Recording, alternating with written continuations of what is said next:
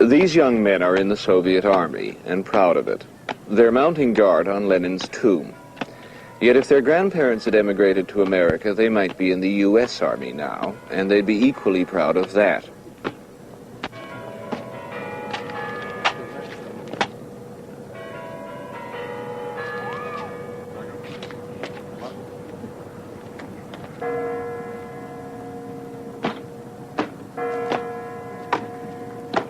Like most Soviet soldiers, like most soldiers anywhere, they've never been in a real war. But there are, on average, about 20 wars going on in the world at any given time, and they are all waged by men who learn to be soldiers away from the battlefield. All soldiers belong to the same profession, and it makes them different from everybody else. They have to be different, for their job is ultimately about killing and dying. And that doesn't come naturally to any human being. Yet all soldiers are born civilians. The method for turning young men into soldiers, people who kill other people, is basic training. It's essentially the same all over the world, and it always has been, because young men everywhere are pretty much alike. It doesn't really matter where you're coming from or what you've been doing before. Where the kids on this bus are coming from is all over the United States, and they're as motley a group of 18-year-olds as you're likely to find. But what they're about to go through will turn them into the same thing, soldiers. They'll be in the United States Marine Corps, not the Soviet Army, but beneath the uniforms there's very little difference.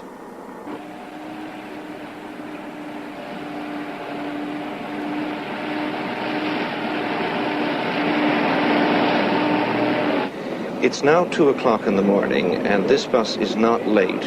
Marine recruits always arrive at Paris Island Training Base in the middle of the night, and they won't set foot outside the base again for 3 months. The secret of basic training is that it's not really about teaching people things at all. It's about changing people so that they can do things they wouldn't have dreamt of otherwise. If you want to change people quickly and radically, what you do is put them in a place where the only right way to think and to behave is the way you want them to. You isolate them. And then you apply enormous physical and mental pressure. You'll be here at recruit saving base for 5 days. During this time period, you're going to receive all of your uniforms, all of your shots. Your service record book will be brought up to date. Everything you need to be processed in the Marine Corps. Who does not understand that? Now, where are my group leaders? Group leaders. Get up here on the sidewalk facing that way, right there on the curb. Mo.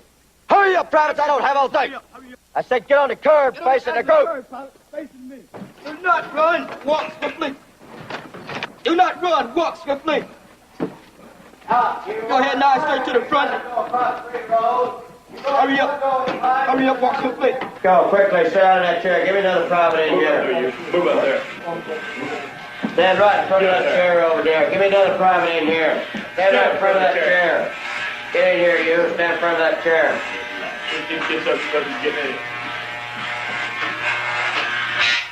We move quickly, privates. We've already been told that a dozen times. The first step in basic training anywhere is always the same. It happened to me when I joined the Navy 20 years ago. The recruit is stripped of all evidence of his civilian identity, his hair, his clothes, everything that makes him look and feel like an individual. Marine basic training is more extreme than in most armies, but essentially what's happening to these teenagers here is happening to other 18-year-olds all over the world at the same time.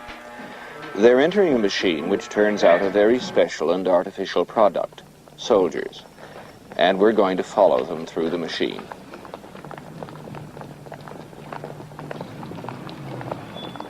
Paris Island prides itself in being one of the finest training facilities, organizations in the entire world. The United States Marine Corps has 205 years of illustrious history to speak for itself.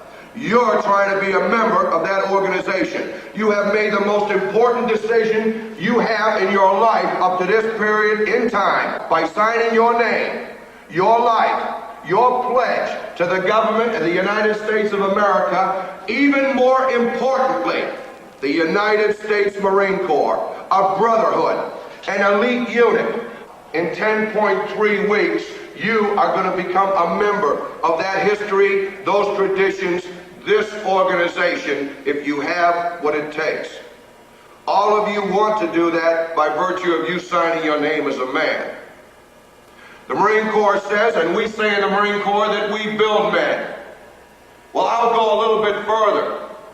We develop the tools that you have, and everybody has those tools to a certain extent right now. We're going to give you the blueprints, and we are going to show you how to build a Marine. You've got to build a Marine, do you understand? Yes! Get up! Get up! Get up right now! Get up! Hurry up! Hurry up! Get on right now! Get on now! Ow! Ow!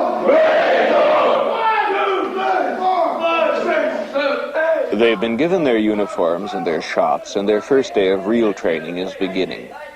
It's 5 o'clock in the morning. 24, 25, 26, 27, 28, 29, 31, 32, 33, 34, 35, 37, 37, 38, 40, 43, 44, 7, Calvin on Texas, 45, Senior Drill, Second Staff Sergeant West, highly motivated, truly dedicated, rough stomping, bloodthirsty, kill-facing United States Marine Corps recruit, sir. What they're saying is that this barracks contains 45 highly motivated, truly dedicated, romping, stomping, bloodthirsty, kill-crazy United States Marine Corps recruits, sir.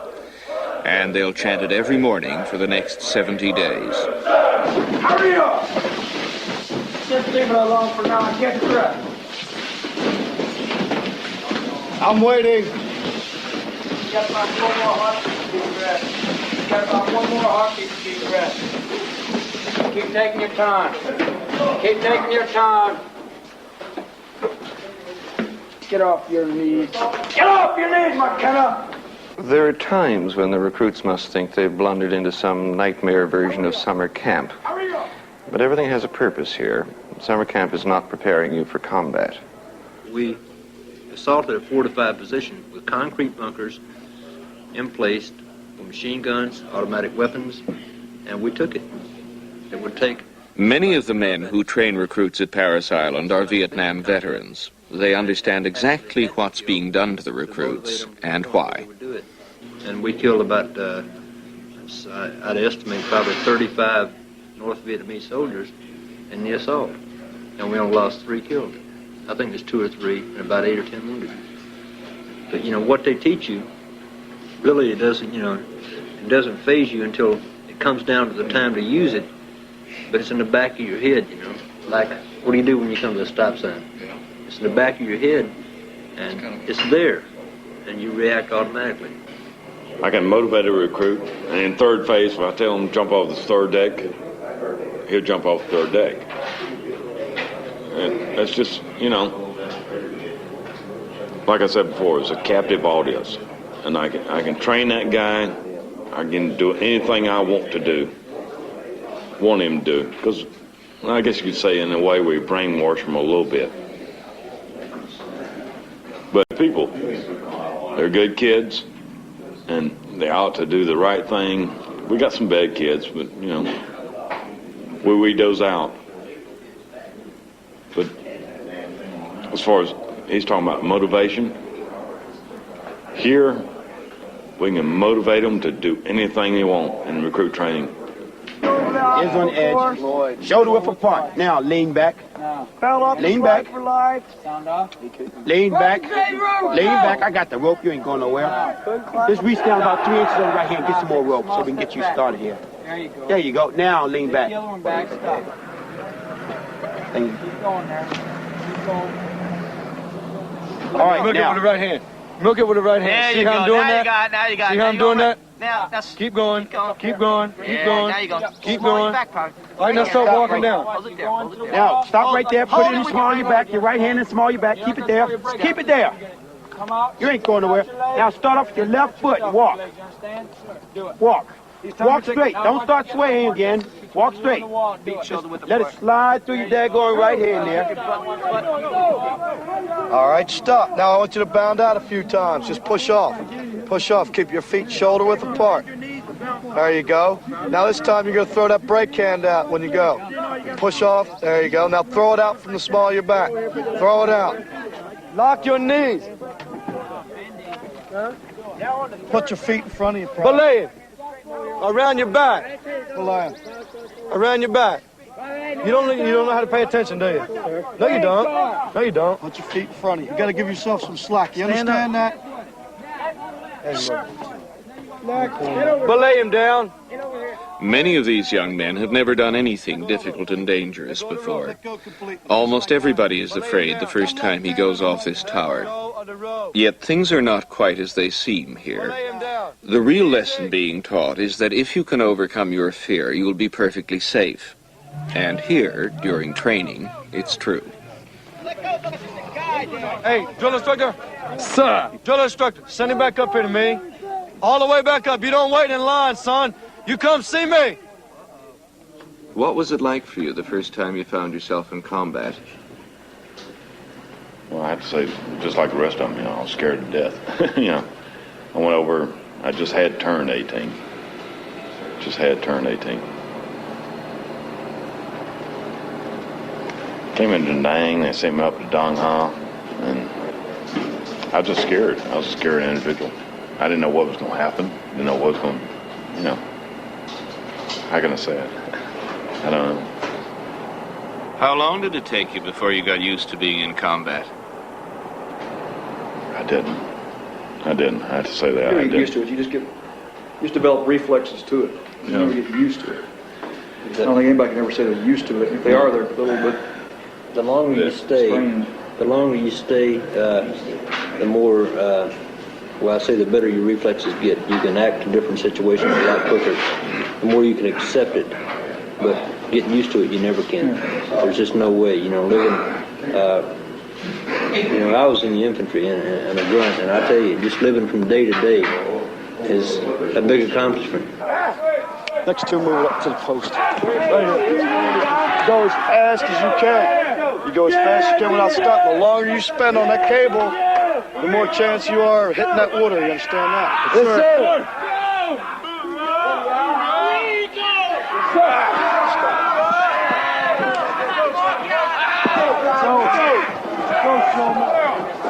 The faster you can do this, the better there. Remember that. Let's go, Private! Hoorah! Get up there, Fabe. Get up there, Fabe. Thank you.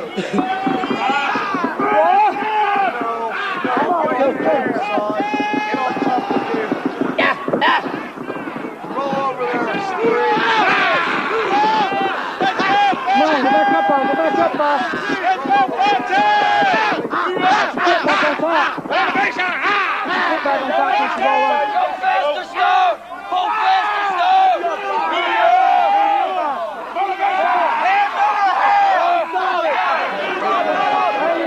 Come on, Fowler. Go, Fowler. Change over, Fowler. Well, Fowler, get back up there. Fowler, get up there. Hurry up! Hurry up! Everybody's waiting on you. Hurry up! Get up there. Get up there, Fowler.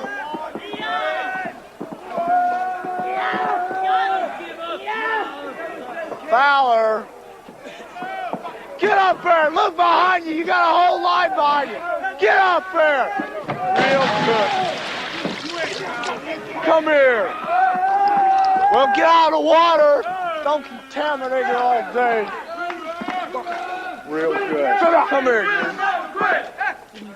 What are you quit? Stand up, Joe. Bull hockey. She said stop, sir. Bull. You quit because you don't have any guts. No, sir.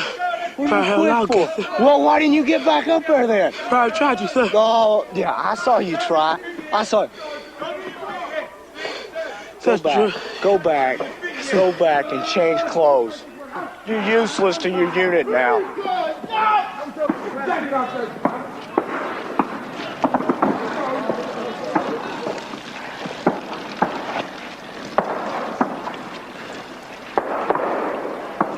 Hoorah, 15. Hoorah.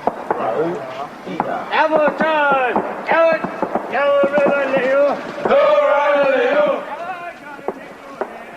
The hurdles of basic training are set low enough that most people can get over them.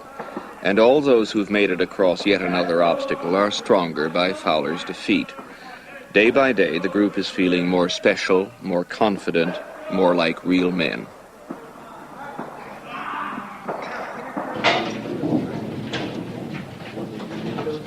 I had just dropped out of high school, and I wasn't doing much on the street except hanging out as most teenagers would be doing.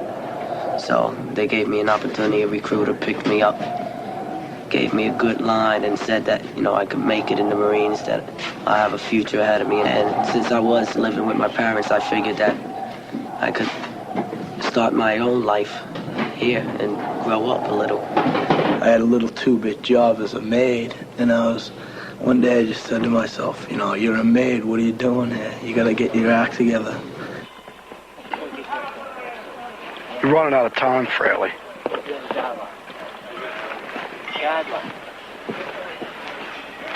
Galloway.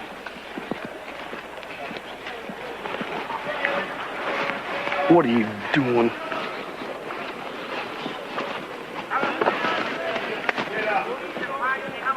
You only did one thing wrong there.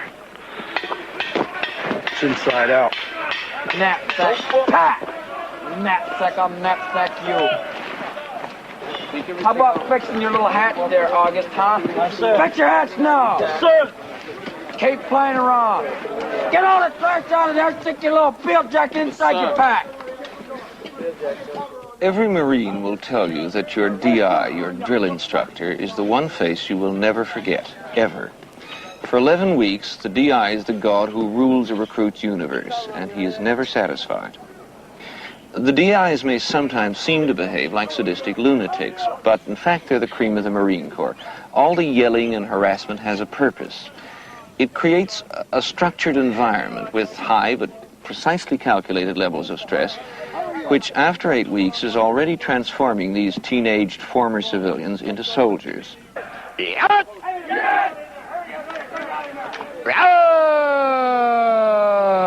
Hey! Well, frozen up 60 feet below. We hit the surface and I'm ready to go. Breaststroke, side stroke, something to the shore. We hit the beach and I'm ready for war. Grease gun, K-bar by my side. These are the tools that I live by. Marine Corps, yet! No. Yet! Yet! Yet! Yet! It's not a Y sound anymore. It's going to be yet! Yet! You understand? Sure. U-A-T. Yet! Yet! Say it. Yet! Seat. Oh, just. Right hand, right knee, left hand, left knee, sit up straight. When I was going to school, we used to have to recite the Pledge of Allegiance every day. But they don't do that now. You know, we've got kids that come in here now, when they first get here, they don't know the Pledge of Allegiance, or the flag. And that's something that's like a cardinal sin, I think. You know, if they don't teach that stuff in grade school. You know, my daughter, she's 2 now and she's working on it. But I think that you have to know that basic stuff. I'm kind of disappointed they don't do that. Little things like that we're getting away from. And saying prayers in school. What's wrong with saying a prayer? Mm-hmm. I mean, these civilization's getting out of hand here or something. You know, all these laws and everything. Everybody's dreaming up a new law to conform to the times, but a lot of that's garbage, I feel. You know, you got to have your basics. You know, the groundwork where you can start to build a child's brain from, and you just can't build it from these garbage laws that they don't even understand. You know, civil rights, this, that, and the other, and the laws. You know, no prayers in school because it's violating his civil rights, and no Pledge of Allegiance because he might be a communist or whatever. You know, that's not right.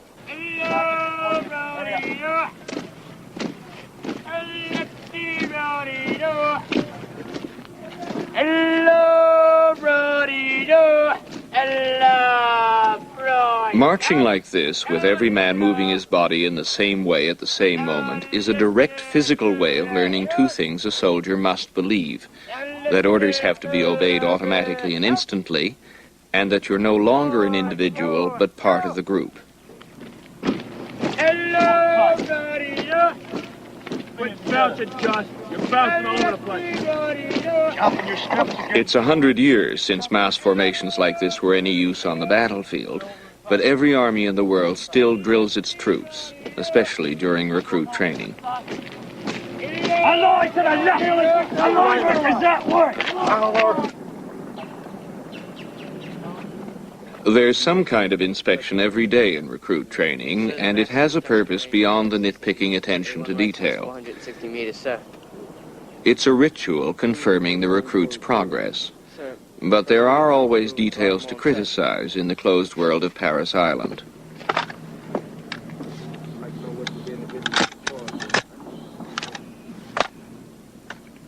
You in slow motion today? No, sir. And how fast are you supposed to do the manual of arms? Probably told to do slowly, sir, and distinctly, sir. Supposed to be 120 counts per minute, is it not? Yes, sir. You got a piece of hair in your ear. Yes, sir. From the haircut. You didn't have a shower last night, did you? Yes, sir. You didn't clean your ears very good, then, did you? Yes, sir. You shaved this morning? Yes, sir. Little hairs are fast growing, ain't they? Yes, sir. You also got hair on either side of your nose right there. Are you going to start flying today? No, sir. Well, how about locking your elbows into your side like you're supposed to be, like you was taught in forming? When I touch, you remove. The little garbage in your bore. Was it punched out before you came out here? Yes, sir. Who punched out? You or one of your drone sluggers? Private, sir. You sure? Yes, sir. You're not crying, are you? No, sir. Cold air getting the eyeballs? Yes, sir. The elbows are flapping again. You must be going flying. Forgot to pull the trigger here, sweetheart. How many types of wounds are there? Sir.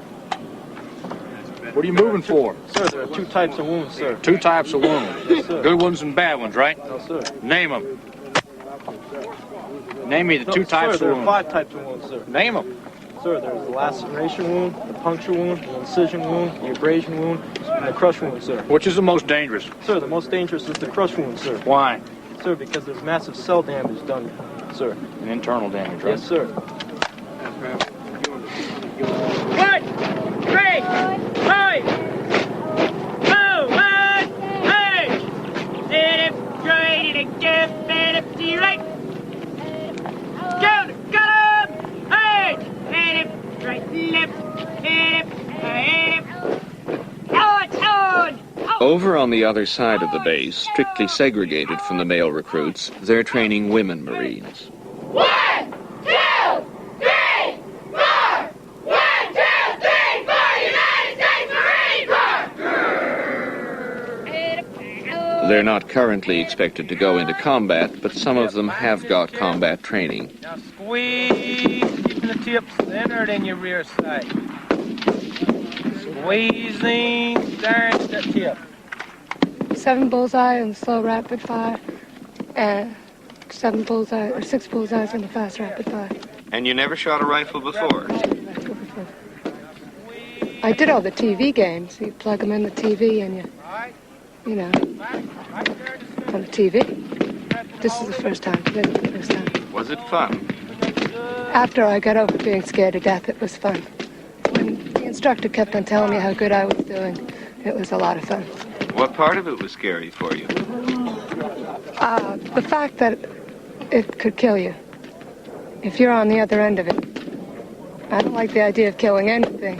Few male officers who train women doubt that they would function effectively in combat. Women lack a lot of the traditional male notions that make men recruits easy to mold into soldiers, but the training would still do its job. I see how easy it is. You can come out here and qualify just like a male recruit. It's all in your head. You can go down on point. It's all in your head. I mean, I may not at this moment go into combat, but knowing that I can fire as well as I can fire now, knowing that today, I'd go in. I believe in my country. I believe in the idea of the president. I'd fight to keep it. So.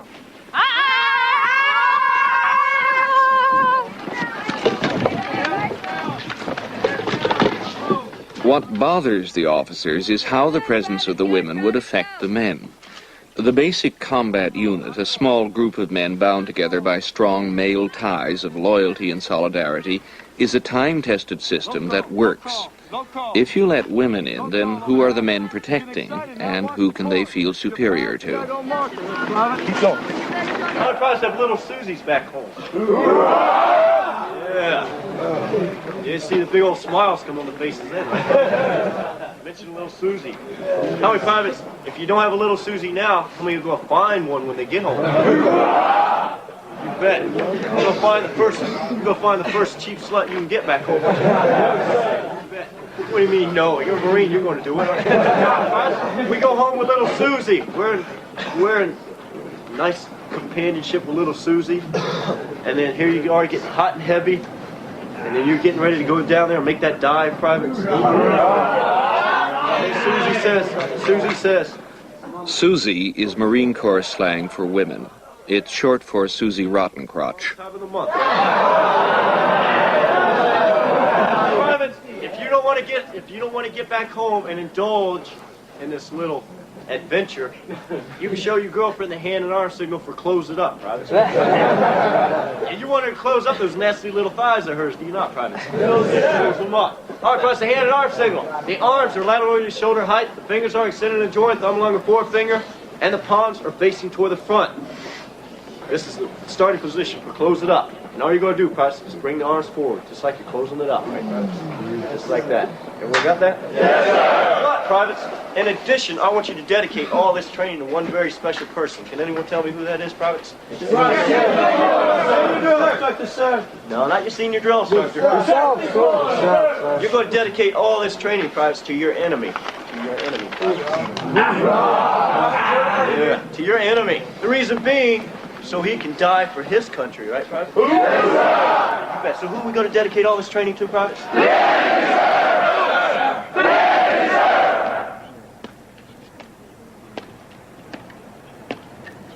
For American troops at this point in history, these Soviet soldiers are the main enemy, and vice versa.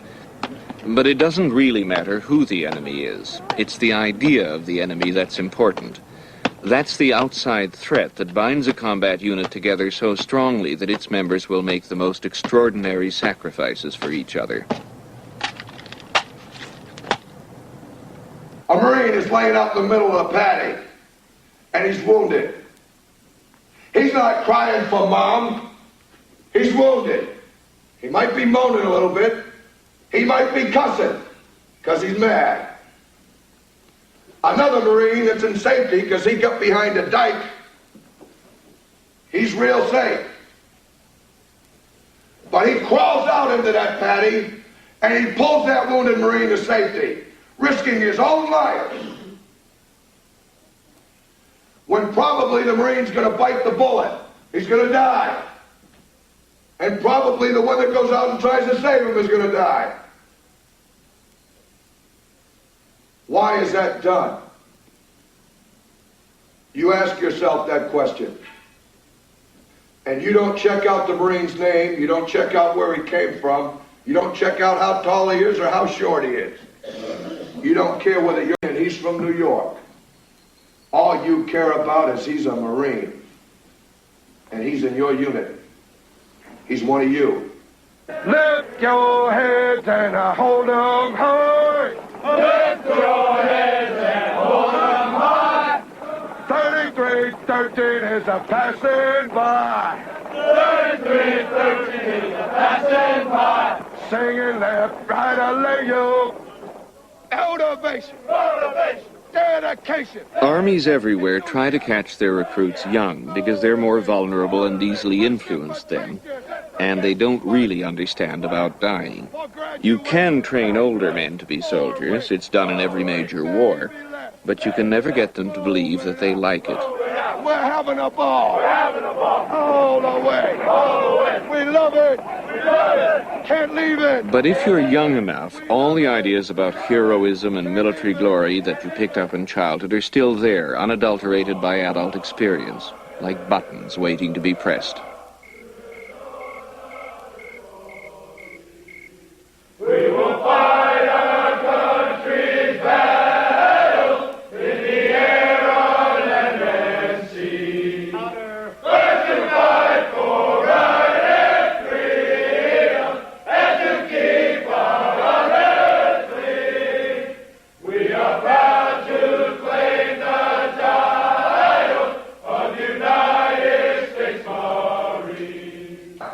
enemy here at Paris Island. The enemy that you're going to have here at Paris Island is in every one of us. It's in the form of cowardice. The most rewarding experience you're going to have in recruit training is standing on line every evening, and you'll be able to look into each other's eyes, and you'll be able to say to each other with your eyes, by God, we've made it one more day. We've defeated the coward. The United States Marines. You are innocent until proven guilty. Make no mistake about that. This is not a kangaroo court. You are not already found guilty by just the mere fact of you standing in front of me. Do you understand that, recruit? Yes, sir. You've acknowledged understanding your rights under Article 31. Yes, sir. I have in front of me charges. One charge, violation, Uniform Code of Military Justice, Article 91, disobedience of a lawful order. In that you... Captain Pingree went to Vietnam a corporal, but promotion sometimes comes very quickly in combat. Men in command get killed and others have to step into their jobs instantly. He came back an officer. And it's always those who survive and succeed that pass the military ethic on to the next generation. On or about 10:30, the 6th of March, willfully disobey the same. Put it on the line. Say something to me, recruit, that will help me better decide what punishment to give you. Private's never been in any trouble before, sir. When are you going to get in trouble again? Private hopes he doesn't, sir. Hopes? The Marine Corps hasn't been founded on hope, Private. The Marine Corps has been founded on doing against unsurmountable odds. We don't hope and we don't wish. I want to know when you're going to disobey another order. Private's not going to disobey another order, sir. You're not? No, sir. Is that your word? Yes, sir. Well, what's going to happen to you if you do? Probably go to jail, sir. Go to jail. Worse than that, recruit. You'll go back to life a civilian.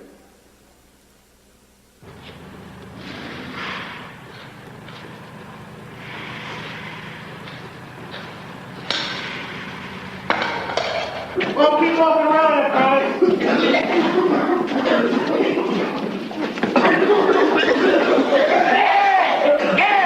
Come on, yeah! Come on, friends, lean back and get you along. Now,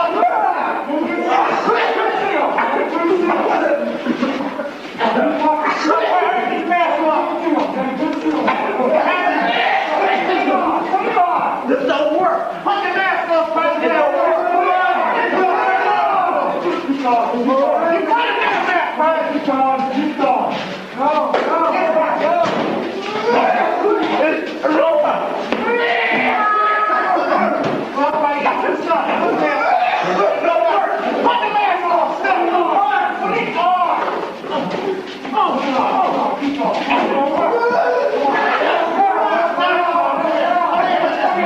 It don't work.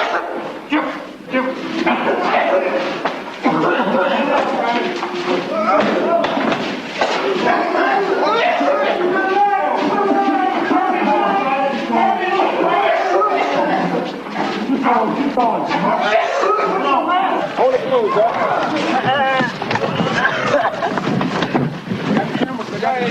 Well, what do we do now? Keep walking.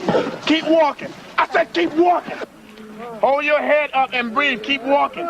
Keep walking. Not into the tree there, you. Keep walking this way. Keep walking. Keep walking this way. I did not say in circles. I said keep walking. Keep walking. Obviously, you've got some kind of a problem there, Private, or you would not have come up to me saying you want to go home and violate the contract that you signed, right? Yes, sir. So now what, in your own words, do you think about what we talked about? I'd still like to go home, sir.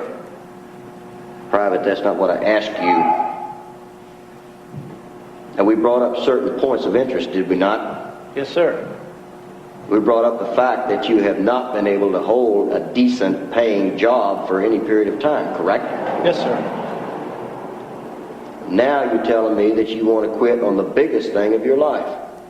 You know what a bad discharge carries with it, Private? No, sir. It carries a very high stigma. You know what stigma means? No, sir. It's a mark, a black mark. Nobody is taking the time to tell these young studs, Sandlot's over, son. Reality is here. It's knocking on the door. Hell no, it's beating the damn door down. And we've got about 10 more years left, and somebody's going to kick the damn thing in. And they're going to have a big red star on their little helmet. I don't make the rules, and neither do you. But whether you like it or not, this world is not too easy. And if you expect to get anywhere, you are going to have to do it. Not me. Not me. These privates we're getting here, the 17 to 25-year-old, the age that they grew up in, the late 60s and the 70s, the age of Aquarius, peace, love, etc. This is beautiful. But they're living in a dream world. You're making a big mistake, son. A very big mistake. And you know that because I've told you for the 5th time, don't you? Yes, sir. You know that, don't you? Yes, sir. Now you going to go train? No, sir. Why? Because you're not a man, right? Yes, sir. You're a little boy, aren't you? Yes, sir. You can't be trusted, right? Yes, sir. That's what I thought.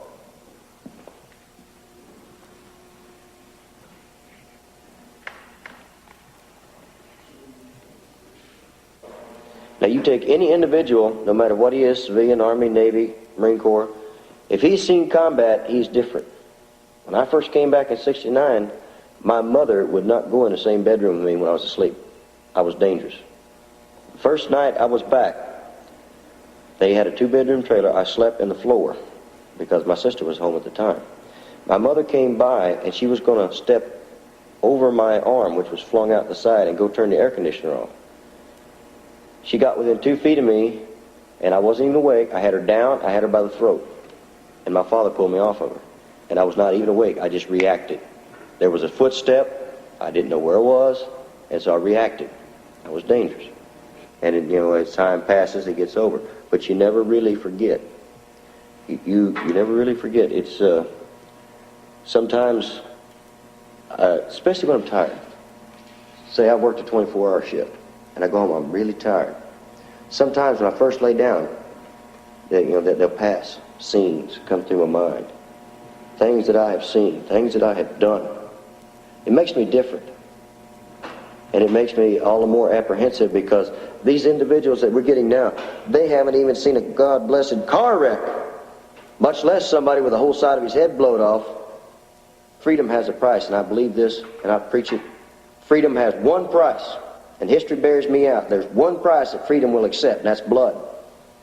You have got to be very aggressive. Once you have got your opponent on the run, once you've got him on the run, that means you go ahead and strike with that first killing blow.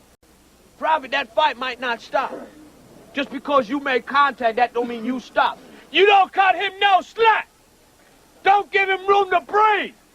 Stay on top of him. He's going to be backpedaling all the way with his guards up. And you stay on top of him. Keep pumping that stick. Everybody follow me there. That means that there should be nothing out here today but a lot of groaning, moaning, a lot of snot, eyeballs falling. And I should see nothing but a lot of heads rolling all over the place. I don't want to see no holding and no pity pat. Go get it, go get it. Start it off wrong there. Get it, John, now get it. Get it. Get it. Get your stick up. In the head, John. In the head. Get it, John. Get off top of it. Sick him,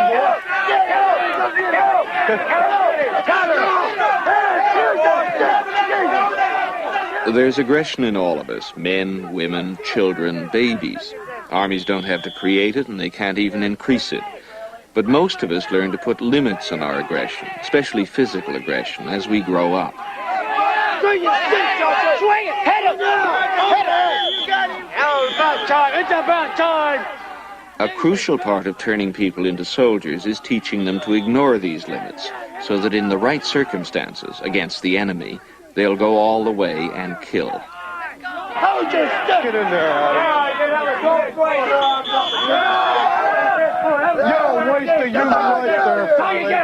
He said, that's all you do is got your stick over there. Keep moving. Keep crawling. We ain't got all day to lay there. Keep moving. You ain't got time to stop. Get that tip of that rifle on your helmet. In some ways, what basic training produces is the uniformed equivalent of a modern street gang, a bunch of tough, confident kids full of bloodthirsty talk. But kid gangs don't actually kill each other in large numbers. If they behaved the way armies do, you'd need trucks to clear the bodies off the streets every morning. But they're held back by the civilian belief, the normal human belief, that killing another person is an awesome act with huge consequences. So basic training has one more vital job to do: to indoctrinate recruits with the idea that the enemy, whoever he may be, is not fully human, and so it's all right to kill him.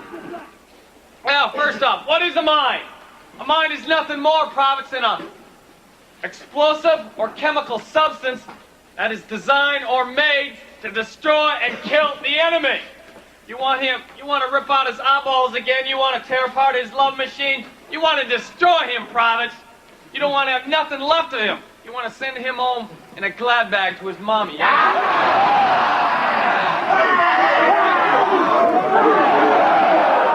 show no mercy for the enemy. They are not going to show it on you.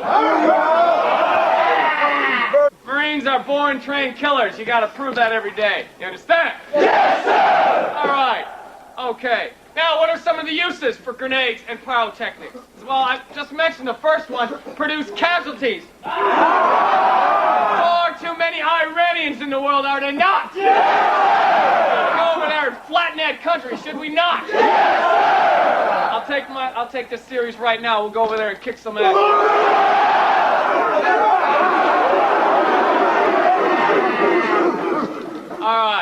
All right. The idea of me killing a person when I came down here just, it's unheard of. You didn't do that. It was, it's like squirrel hunting without a license. And you didn't do things like that. But once you came here and they motivated you and just kept you every day, constantly thinking about that, and by the time you leave here, then there's something you still don't want to do, but you've got it in your mind that you want to do it so bad that you actually go out and do it when you have to. And it seemed like it was a lot easier, because of the motivation here.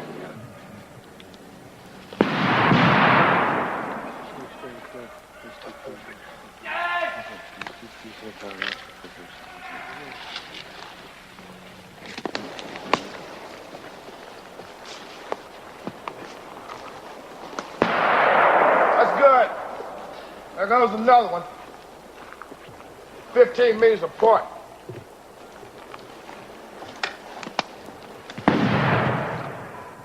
This is the way most people do get killed in combat, suddenly and at random.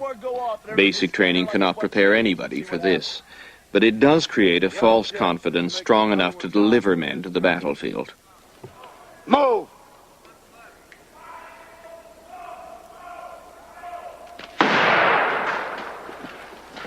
The Vietnam era was, of course, then was at its peak, and everybody was motivated more or less toward the kill thing.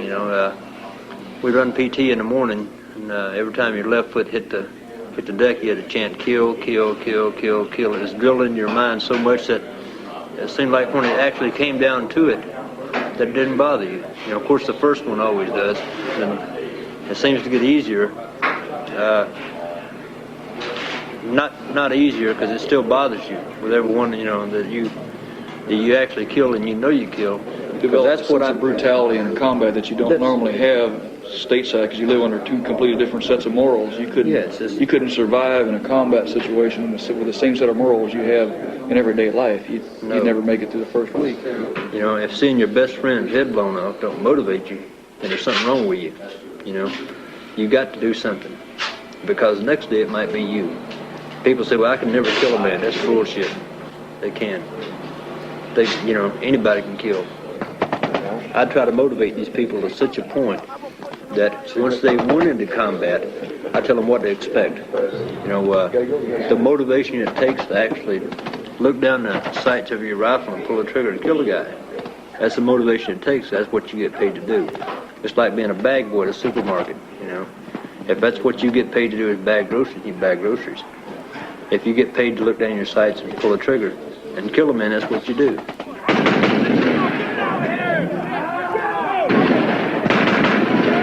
I didn't feel that way when I first went to Vietnam, but after watching a couple of friends of mine get blown up really bad, you know, I lost that opinion. I said, hell, I'm getting paid for a day's work, I'm going to give them a day's work.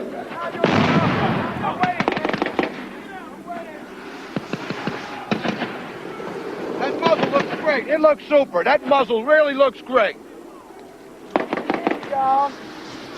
How about you better hope you get through there quick and able to unclog that muzzle before the enemy gets a hold of you.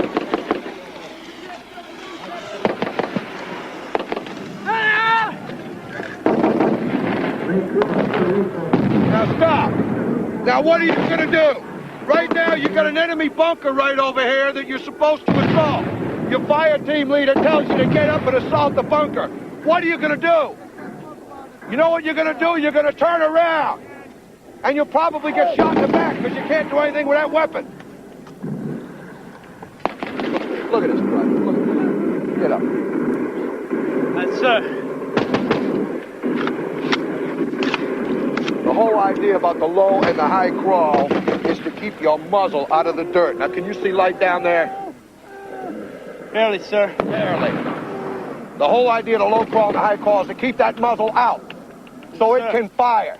Yes, sir. Not just protect you to accomplish the mission. All right, sir. Carry on.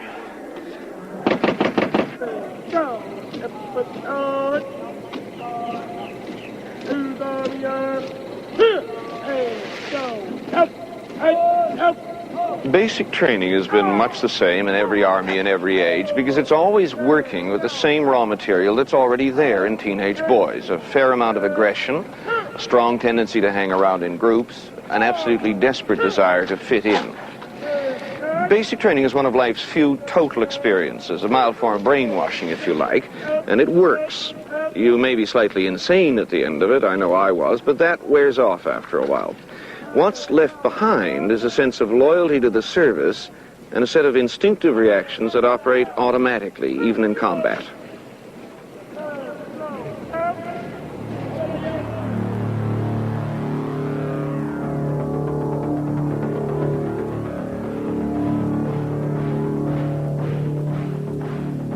I don't want to repeat that experience. You'd be a fool if you did. No, I don't think anybody want to go back out and do that. I don't. I got a cousin with one leg. I had some buddies that, lost their lives, and I don't want to repeat that experience. We're all sitting here, 3 people in the Marine Corps, prepared by virtue of our stripes sitting here, and the fact that we're in the Corps, go out and do it again. The part where we're whole, and we got buddies that ain't. It's like insurance. We're hoping it doesn't happen, but we're ready to do it. But the biggest thing about it is, I think that although we don't want to go back and do it again, if the bell rung at 7:30, we'd be in line at 8 o'clock to go.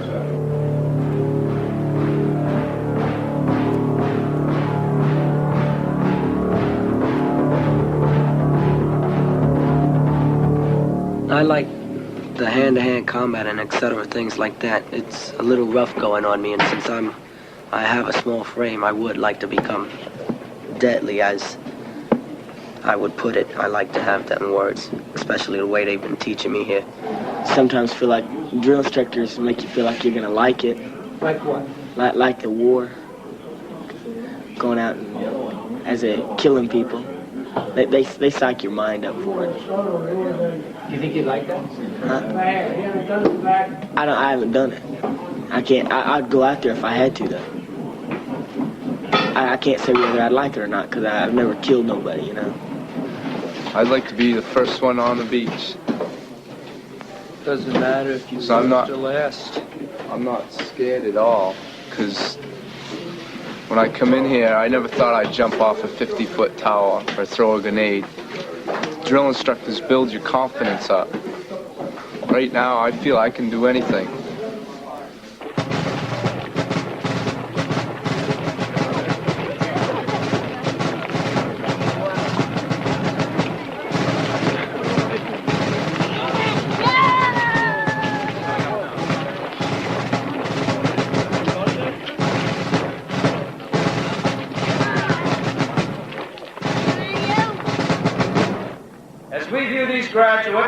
about to move to their new duty stations throughout the world, we do so with a considerable measure of pride, for we realize how much they have accomplished, but further, we know that we are part of it.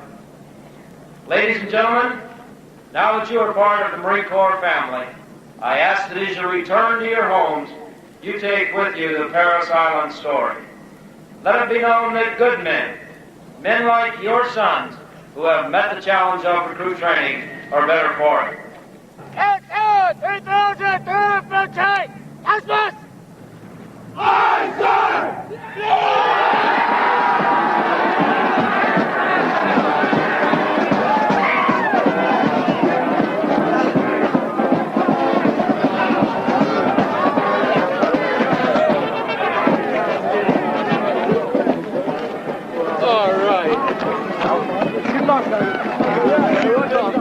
So long as nations keep armed forces, there will always be enough recruits. Young men are not natural soldiers any more than they're natural carpenters or accountants, but it's a trade that almost anybody can learn. Soldiering takes up a much bigger part of your life than most jobs, but it doesn't take a special kind of person. Anybody's son will do.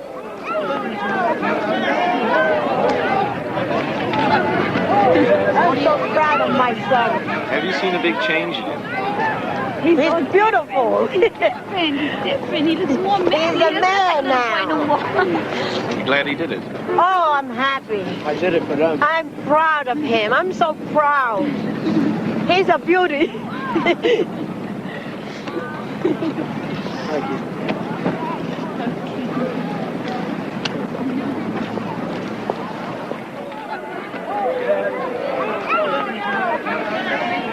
Real feel good inside. Glad it's all over, at least the boot camp part. They say the toughest is still to come. But this your dad? Yeah, this is my father. He's a retired Marine. Good. How do you feel about your son now? Oh, I think it's great. I think this is the best thing that happened to him. Really do. Where are you going now? I'm going to be going home for 10 days. Then I go to Memphis, Tennessee for 11 weeks of school. And then I'll get orders there for my duty station. And I'll be actually in the fleet. So it won't be long till I'm back on the road doing my job.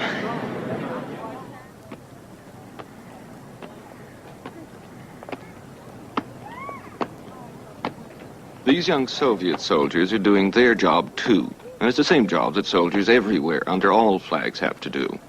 Even though most soldiers will never actually fight, they spend most of their time preparing for war. The whole nature of the military profession is shaped by that single goal. Not that it's soldiers who cause wars. Governments, acting on our behalf, are the cause of wars. We simply employ soldiers to do the dying for us.